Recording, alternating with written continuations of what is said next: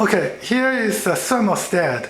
The thermostat wire has, so that's the thermostat wire that we connect to the furnace here. It has actually inside this wire, there are 5 conductors, which is color coded. You have white, you have yellow, you have green, you have red, and then you have blue. So you have 5 conductors.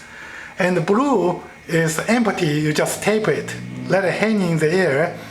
And then all the other wires is color coded, and on the thermostat there's letters which says W, which for white, Y for yellow, G for green, and then R for red. And you just connect to this, follow the same color code, connect to the thermostat. Pretty simple.